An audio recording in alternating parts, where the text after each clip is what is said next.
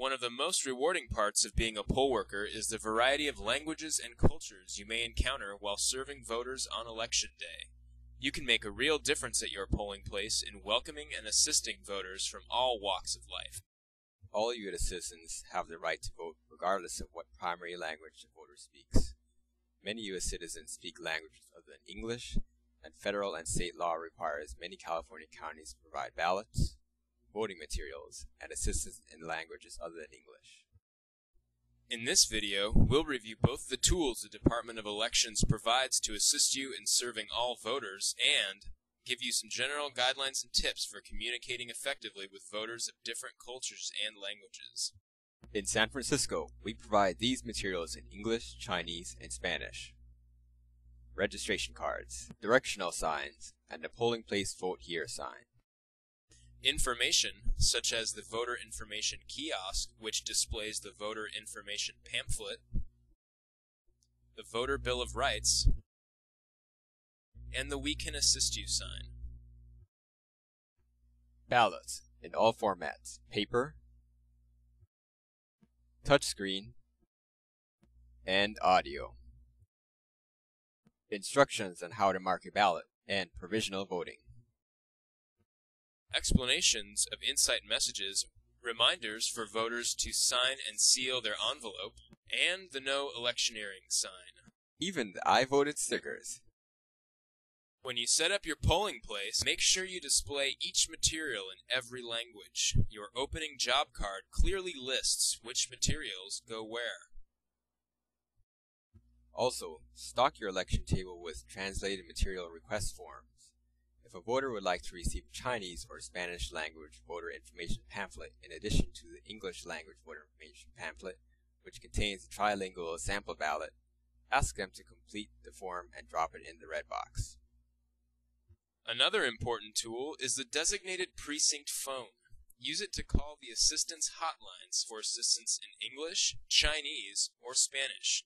These voter assistance hotlines can direct a voter to the home polling place, look up a voter's registration information and status, answer questions or address concerns, and translate between poll workers and voters. The hotline operators are knowledgeable and friendly. They are there to support you in providing first-class service. The only hard part about calling a hotline is not knowing the number. Make sure you display the We Can Assist You sign. Those numbers are also listed on the back of your poll worker manual. But there's something even better than our hotlines. The stars on this map represent polling places that were staffed with bilingual poll workers in the last year. As you can see, the department blankets the city with these star poll workers to offer prompt, in-person service in voters' preferred languages. Bilingual poll workers, remember to wear name tags in both your languages so voters can easily find you. Words like auxiliary bin and electioneering rarely come up in everyday conversation, so use the translated clerk scripts to process voters and a trilingual glossary to help explain election terms. Voters who speak limited English may bring up to 2 people to assist them. Be sure you make eye contact with and speak directly to the voter, and pause to allow for translation. If you or someone else helps a voter mark their ballot, remember to complete the assisted voters list in the front of the roster. Last but not least, make sure there is no electioneering in any language. That is, no visible or audible statements for or against any item on the ballot.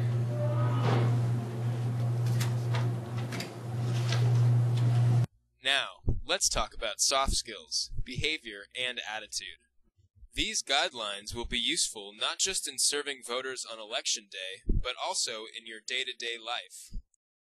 Body language, gestures, and etiquette may not be shared, even by people who share a written or spoken language. Here are some guidelines. You have a choice between being too casual or too formal. Choose too formal. An election is, after all, a serious event. What's up? Is this a polling place? I'm here to vote. Yeah, man. What is your name?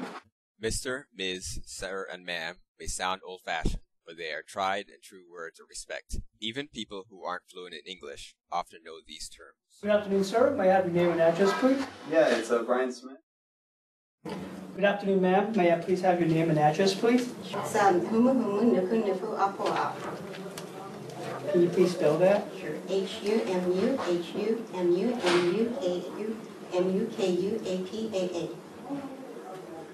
Can I get you to spell your last name on this piece of paper?